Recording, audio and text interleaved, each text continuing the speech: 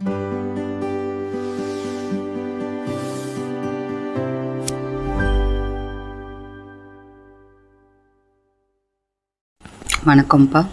Rohini designers சேனலுக்கு உங்களை அன்போடு வரவேற்கிறேன்.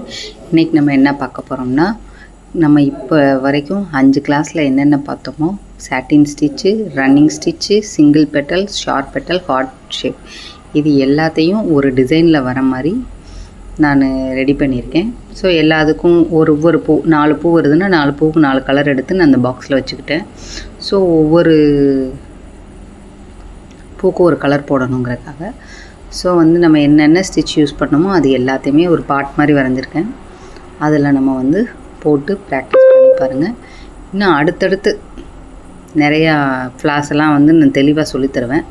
ஸோ இது இப்போதைக்கு நம்ம கற்றுக்கிட்டதை ஒரு ரீகேப் மாதிரி அதை ஏன் தனித்தனியாக சும்மா ப்ராக்டிஸ் பண்ணிக்கிட்டே இருக்கணும், இப்படி பண்ணி பார்த்திங்கன்னா இன்னும் கொஞ்சம் அழகாக இருக்கும், உங்களுக்கு ஒரு இன்ட்ரெஸ்ட்டாக இருக்குமேங்கிறதுனால ஒரு பார்ட் மாதிரி வரைஞ்சிருக்கேன்.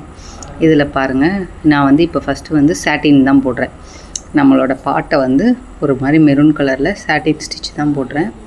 இது ரொம்ப ஸ்பீடாக போடாதீங்க, எப்பயுமே கொஞ்சம் ஸ்லோவாகவே போடுங்க. ஸ்லோவாக கரெக்டாக நம்மளோட ஃப்ரேமை திருப்பி எவ்வளோக்கு எவ்வளோ மெதுவாக எவ்வளோ அழகாக போட முடியுமோ அவ்வளோக்குள்ள அழகாக போடுங்க. ரொம்ப ஸ்பீடாக போடணுங்கிறது இதில் அவசியமே கிடையாது. ஏன்னா நீங்கள் ஸ்பீடாக போட ஸ்டிச்சஸ் தள்ளி விழுகும். அதனால் நீங்கள் எவ்வளோக்கு எவ்வளோ மெதுவாக போடுவீங்களோ அவ்வளோ நீட் ஃபினிஷிங் கிடைக்கும். அது மாதிரி இந்த சாட்டின் நான் ஃபில் பண்ணிட்டேன். பார்த்திங்கன்னா அடுத்து இதுவுமே சாட்டின் தான். சாட்டினே பார்த்திங்கன்னா நம்ம சைஸு கரெக்டாக அந்த நம்மளோட லிவரை கரெக்டாக பிடிச்சிட்டு 3ல் போடுறேன், 2ல் போடுவேன். எங்கனக்குள்ளே என்ன சைஸ் வேணுங்கிறத நீங்கள் அண்டர்ஸ்டாண்ட் பண்ணிவிட்டு கரெக்டாக வச்சுட்டு, இது பட்டன் ஸ்டிச் போடுறேன், அதை பீட் ஸ்டிச்சுன்னு சொல்லலாம், அதை போடுறேன் பார்த்துக்கோங்க.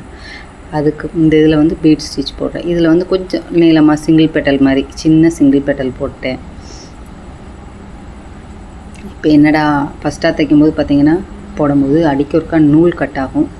ஸோ கட்டாயிட்டே இருக்கேன்னு சொல்லிவிட்டு ஃபீல் பண்ணாதீங்க, போட சரியாயிடும்.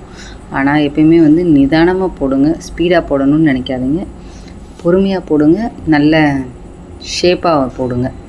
இப்போ அடுத்து கலர் க்ரீன் கலரில் அந்த ஸ்டெம் எல்லாம் போடுறேன் நான். அதுக்கு நம்பர் 2ல் வச்சே நான் சாட்டின் போடுறேன். அதுவும் சாட்டின் தான், நம்பர் 2ல் போடுறேன். பார்த்திங்கன்னா நம்பர் 2ல் சாட்டின் ஸ்டெம் மட்டும்தான் போட்டுட்ருக்கேன். நம்ம அதுக்கப்புறம் ஷார்ப் பெட்டல், அதில் இருக்கிறத ஷார்ப் பெட்டல் போடுவோம். இப்போ இந்த ஸ்டெம்லாம் நம்ம 2ல் போட்டேன்.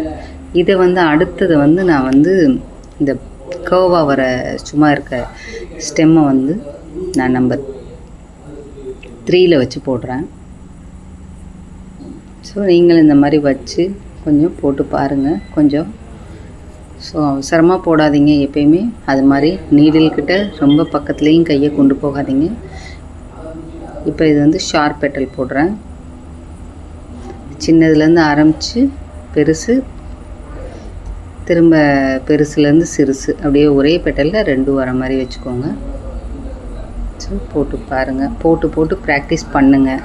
டெய்லி ஒரு நம்ம சொல்கிறோமா அதை ஒரு டைம் போட்டு பார்க்காதீங்க. டெய்லி ஒரு 1/2 hour to 1 hour ப்ராக்டிஸ் பண்ணிக்கிட்டே இருந்தீங்கன்னா இது வரும். என்னடா இதில் ரொம்ப ஸ்பீடாக சும்மா பக்கத்தில் ஒன்றுமே தெளிவாக காட்டலேன்னு நினைக்காதீங்க. நம்ம இன்னும் அடுத்தடுத்து இது ஒரு ரீகேப், உங்களுக்கு ஒரு இன்ட்ரெஸ்ட் இருக்கணுங்கிறதுனால நம்ம இப்போ பார்த்த எல்லா ஸ்டிச்சஸையும் ஈஸியாக இதில் ஒரு கொண்டு வரோம். இப்போ இதுலேயும் சிங்கிள் பெட்டல் தான். இன்னும் நம்ம அடுத்தடுத்து நிறையா ஃப்ளவர்ஸ் பார்ப்போம். பேசிக் ஃப்ளவர்ஸ் இருக்குது, அதுக்கப்புறம் இந்த லோட்டஸே ஒரு 4-5 வெரைட்டி பார்ப்போம். எல்லாமே நம்ம திரும்ப பார்க்கும்போது இது இப்போ நான் இதுவும் சாட்டின் தான் போடுறேன், ஷார்ப் பெட்டல் தான்.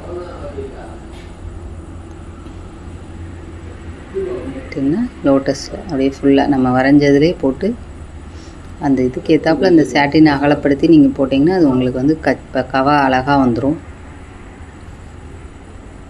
இப்போ அடுத்து இது சிங்கிள் பெட்டல்,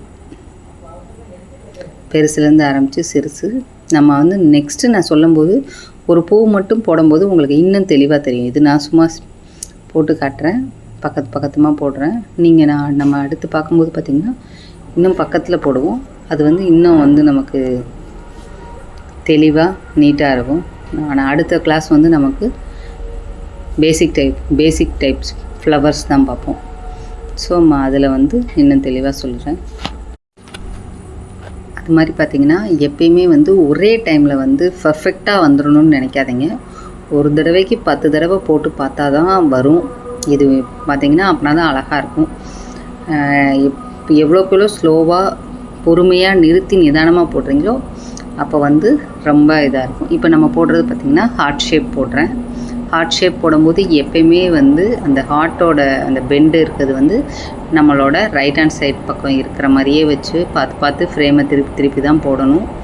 ஸோ அப்போ தான் அது வந்து பெர்ஃபெக்டாக இருக்கும். நமக்கு ரைட் ஹேண்ட் சைட்லேயும் வைக்கலாம், லெஃப்ட் ஹேண்ட் சைட்லேயும் வைக்கலாம். நம்ம ஃபஸ்ட்டு ரைட் ஹேண்ட் சைடே ப்ராக்டிஸ் பண்ணுங்கள். இந்த பக்கம் வரும்போது உங்களுக்கு லெஃப்ட் ஹேண்ட் சைட்லேருந்து வரும்போது கொஞ்சம் சிரமமாக இருக்கும். ஸோ நம்ம ரைட் ஹேண்ட் சைட்லேருந்தே போடுவோம். ரொம்ப ஈஸியாக இருக்கும். பார்த்திங்கன்னா இது வந்து ஷார்ப் பெட்டல் போடுறோம். இப்போ ஃபஸ்ட்டே பெர்ஃபெக்டாக இருக்கணும்னு நினைக்காதீங்க, பொறுமையாக போடுங்க. வேறு பார்த்திங்கன்னா இது வந்து அடுத்த நம்ம லாஸ்ட்டு ஷார்ப் பெட்டல் போடுங்க. இதை வந்து நீங்களும் நல்லா நீட்டாக பெர்ஃபெக்டாக ஃபினிஷ் பண்ணி போட்டு பாருங்கள். இந்த வீடியோ உங்களுக்கு பிடிச்சிருக்குன்னு நினைக்கிறேன். பிடிச்சிருந்தால் லைக் பண்ணுங்கள், சப்ஸ்கிரைப்